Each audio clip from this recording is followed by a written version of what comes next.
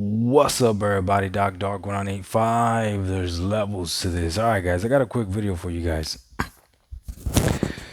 If I have some time, I'll probably hop on tonight and play a little bit of some Elden Ring if you want to come watch me on Twitch. But man, so many times I've heard the term waiting for tools, right? Waiting for the Xbox Series X and the Xbox Series S to have tools, and they're not using the full power yet, and wait for this, wait for that. And I'll be honest with you, I was anti that statement. Like I couldn't stand that statement because I felt like I gave Microsoft the full price of the Xbox Series X. I should have experienced the full features of the Xbox Series X. I shouldn't have to wait for tools. If that was the case, then they should have charged me $400, and then when they had the rest of the tools, they could have went ahead and charged me the extra $100 after that. That's just the way that I feel. But I got the Xbox Series X. They got my $500, so now they get to roll out the tools or the features however they want. The issue is that now I'm seeing that a lot of you were right. This thing is blowing my mind right now. And the latest thing that I found with the slow frame rate compensation, which, look, man, I'm not a technical guy. I don't know exactly how this works. All I can tell you is my experience and how it feels. And I made that video earlier today. I don't know if you guys saw it or not, where I compared Crisis remastered on the PS4 Pro versus Crisis, the original Crisis, like straight from Game Pass, the original game on the Xbox Series X. And my monitor was picking up how many frames or how many hertz were being displayed on the screen.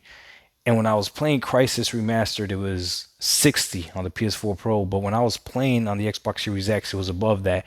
A lot of you are telling me, Doc, it's just doubling the frames. It's all. Listen, I don't care how it's doing it. All I know is that when I play both games back to back, the Xbox Series X feels a lot smoother, which makes the gameplay a lot more enjoyable.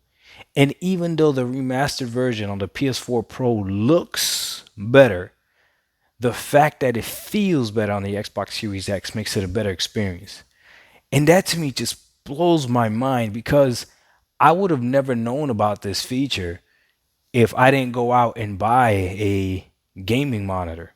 And the reason I bought a gaming monitor is because I don't know, I wanted to go ahead and actually try VRR, see what that was like. I was gonna try it, see if I liked it better than playing on my 4K TV and probably return it. But I'm playing on a 1080p monitor, that's 24 inches. But because it has VRR and now this feature, oh yeah, for sure. It's my Xbox is not being connected back to my TV. It's not unless I'm playing a story driven game that's like more like cinematic. But anything that requires actual gameplay, that timing is involved and any of that stuff, and any shooters, no, I'm playing it on the monitor. But this is a feature, this is a tool, this is something that the Xbox Series X does that was almost done quietly.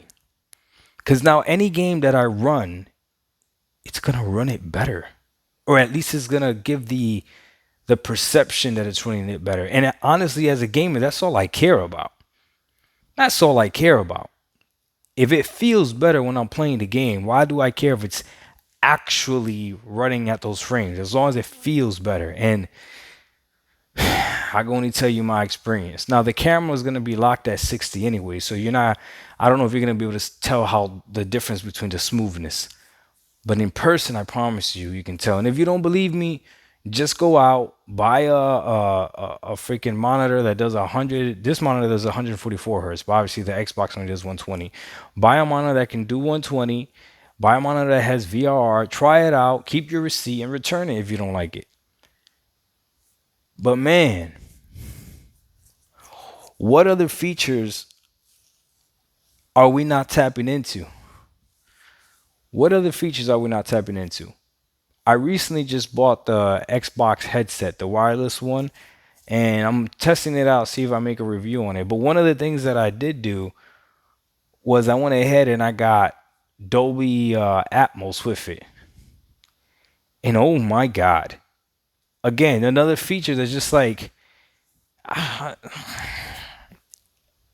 all these little things that seem like they're small thing in the grand scheme of things, because games is what matter the most, all come together and add to that gaming experience.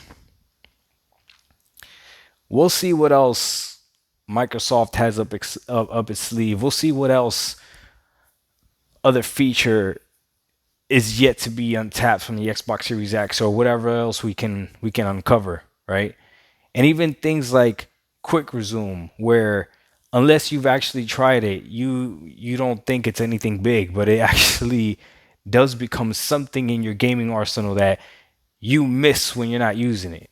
Or if it doesn't work correctly, you get upset. So you're like, we're already used to quick resume, you know? Man, I don't know, man. I'm just impressed with what my Xbox Series X is doing. And I'm happy that this generation I went the Xbox route. It's the better console. It's the cheaper console. When it comes to overall value wise, it's the better one. So it is what it is. I don't know what else you want me to tell you. Dog 1985. There's levels to this. We out. Peace.